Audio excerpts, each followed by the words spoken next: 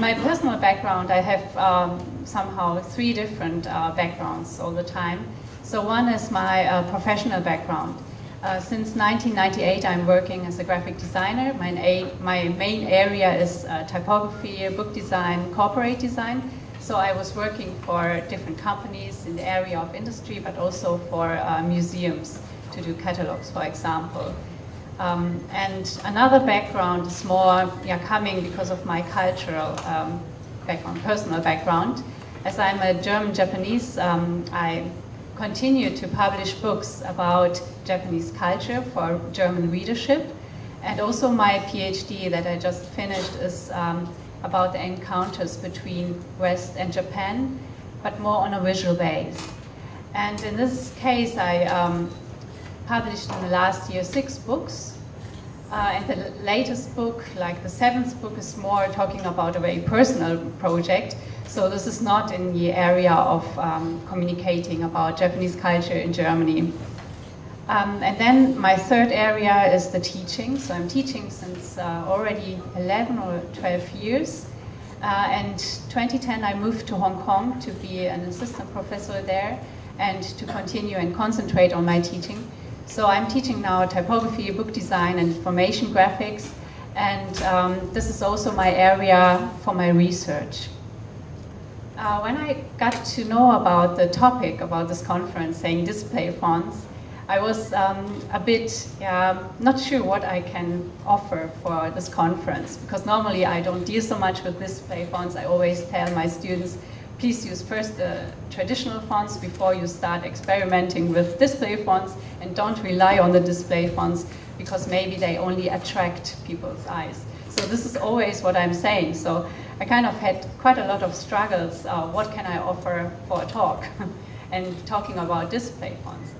And I had the idea that I will find something about cultural things again.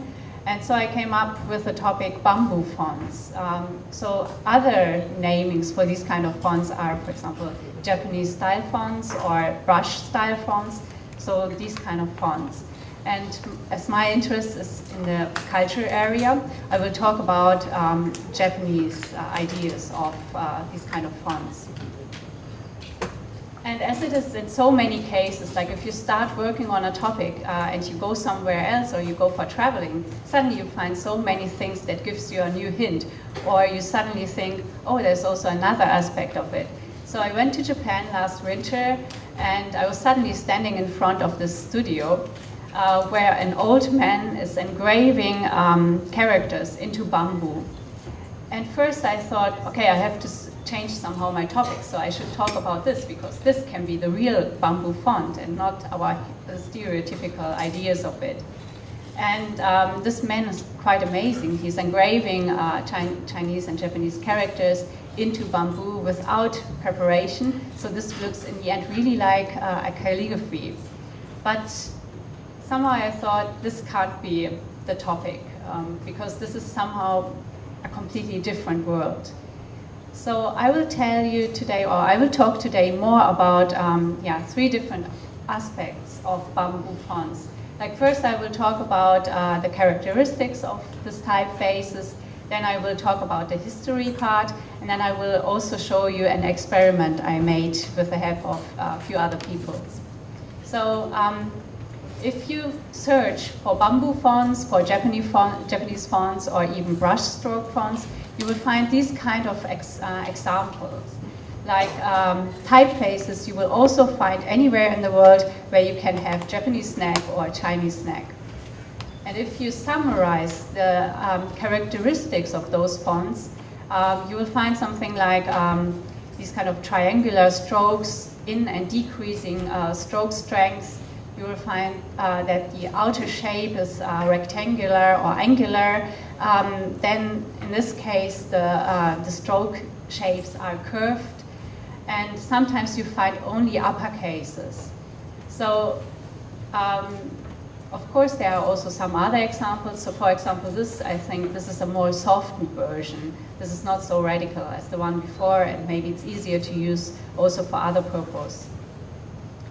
As I'm doing a research now in Hong Kong, also about typefaces and how to talk about Chinese characters and how maybe to talk about this issue using English and also using English terms to talk about Japanese or Chinese typography. And this is one attempt I've done in my PhD to think about different possibilities of classification. So on the top you will see a classification model of Indra Kupferschmidt, and the second version is a Japanese one from Komiyama, and they have quite a lot of similarities. They are somehow using the same idea, and what I'm doing right now is to sum it up, to bring it together into one system, so that you don't have to separate Chinese characters, Japanese fonts from Latin letters. And I extended it a little bit, as you can see, so I add on semi-serif rubrics with a change in stroke and with less change in stroke. And the vertical X, you can see here right now, they are talking about the bone structure. Yesterday I was happy to see Mahendra, and he was also talking about the bone and the skeleton of characters. And so the naming on the left hand, you can see they are mostly talking about that. And the XX is more talking about the stroke changes and how to simulate the strokes. So if I use this kind of matrix to somehow find a place for my bamboo fonts, I would put it into the area of decorative fonts with a grotesque decorative fonts with a change in stroke. So coming back to this slide, I will add on this topic, like saying which characteristic it has. And if we have a look in the history of bamboo fonts, in special case now Japan, regarding Japan, maybe you've heard about the art movement, Japonism, in the 19th century, at the end of the 19th century. During that time, artists in Europe, they were fascinated by Japanese culture, by Japanese art, and they started to create their artworks by including Japanese ideas. And one side effect was the Japaneserie. So the Japaneserie is quite similar to Chinoiserie, and it's more thinking about stereotypical Japan. So not Japan how it is, but more like collecting stereotypes. And this one is a poster designed in that time in Europe, promoting a bicycle. So you can see the environment of a village, typical Japanese, so to say, with Mount Fuji in the back. Everyone is wearing kimonos, and this is like how Europe was thinking about Japan, and they used the bamboo fonts. Another poster, same time but different approach. This time it is a Western woman wearing a kimono and acting like a Japanese. But it is quite clear that this is not a Japanese woman. So they are using the fashion of Japan to promote something. So there are two things, but they have one common thing, and this is like giving a Japanese idea or giving the characteristics of Japan. And it was not only done in Europe that time, but there's also the Japanese version on it. So at that time, Japan was quite active in promoting its own culture in Europe as well. And they used the stereotypes which the European enjoyed so much. And they gave all these kind of impressions back towards Europe as well. So those kind of tea packages you can find in that time. And if you have a closer look, you will also find bamboo fonts. But they are much smaller in size on labels for tea. And first I thought these kind of headlines, they are more like what I say, Western typefaces, more like the American Hollywood Western typefaces. But indeed they have similarities to the bamboo shape. So you can find the notes there, and you can find the notes at the same time on the characters. For example, on the J, they have these kind of notes. So if I come back now to Japan, and if I think how Japanese people used it more within Japan, then you can find these kind of examples. So Kono was very active in the 1930s. He was a graphic designer, doing a lot of design for theater and also for movies. And these are 3 of his works. You can find there not the Latin letter bamboo fonts, but you can find the Japanese bamboo fonts there. So they have also the triangular shape in the stroke, the decreasing and increasing idea, and the very rectangular outer shape. And nowadays you can find these kind of fonts too, and they are not only for restaurants. So for example, this poster for a Japanese language proficiency test. Here you find a similar idea in characters as well, using Latin letters again, and I will show you later on one experiment where I had a similar approach. And this one, for example, it is again more thinking about the bamboo as a plant and finding these notes, applied on kanji characters, but also on Latin letters. And this typeface, I think this is somehow more a retro perspective on Kono's design in the 1930s. So if you have a closer look, it is not really talking about the bamboo fonts, how we see it in the West, but more what happened in the 1930s. And somehow looking at that, I thought, from the Japanese perspective, they are also talking about, like by using these kind of fonts, they are talking about Japan and they want to enhance the Japanese culture, but at the same time, it is maybe more a retro design, what they are doing.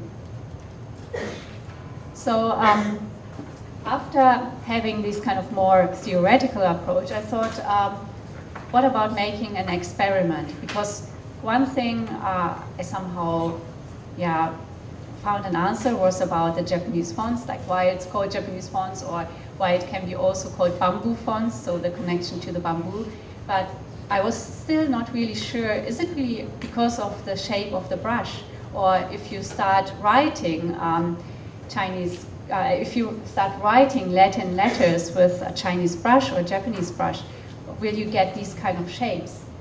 So I asked 5 people, different people, to write for me typography in uppercase and lowercase by using a calligraphy brush.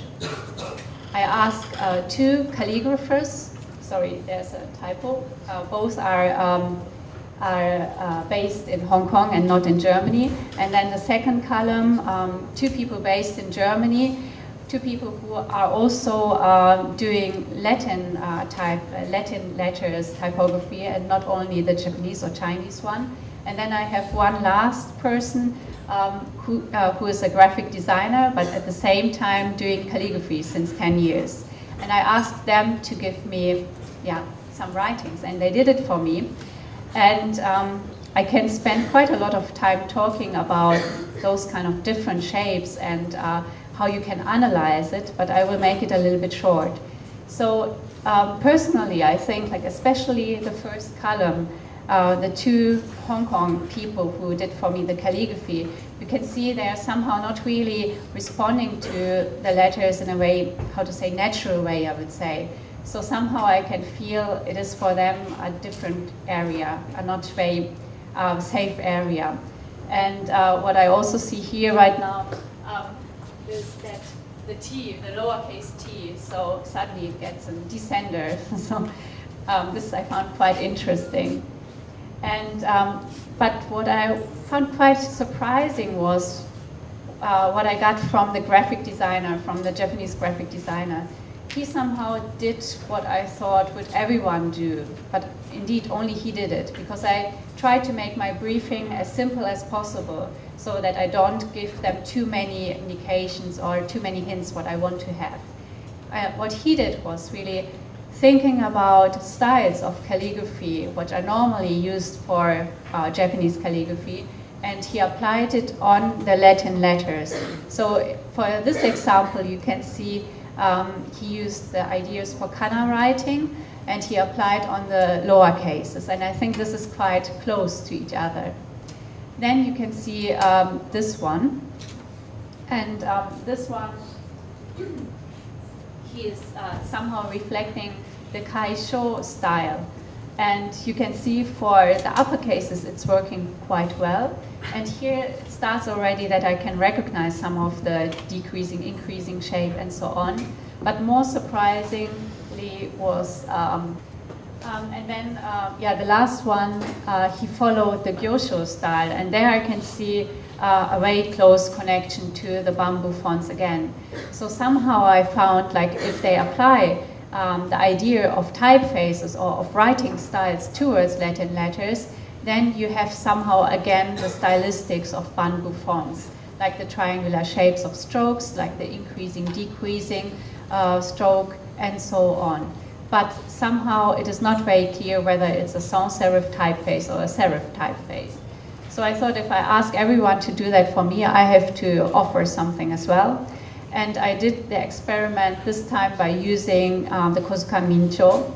And I started with characters which have already almost a similar shape to the Latin letters, uppercases this time.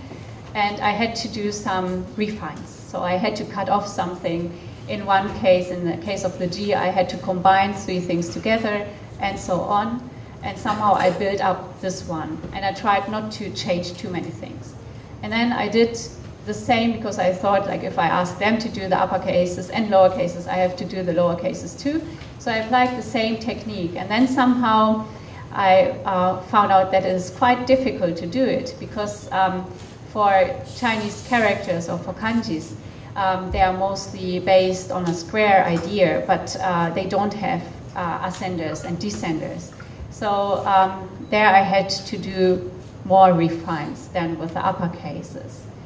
So in a way, it is possible, like, somehow to create from kanjis Latin letters, but of course they look quite fragmented, I would say. And somehow my experiment, I ended up with the conclusion that the brush itself does not give the decisive impact towards the style, but it is more really the consideration that you apply a style towards this typeface. And it is always, like, the idea behind that is always that somebody wants to enhance the Japanese culture, or somebody wants to stress that what they show is based on a Japanese idea.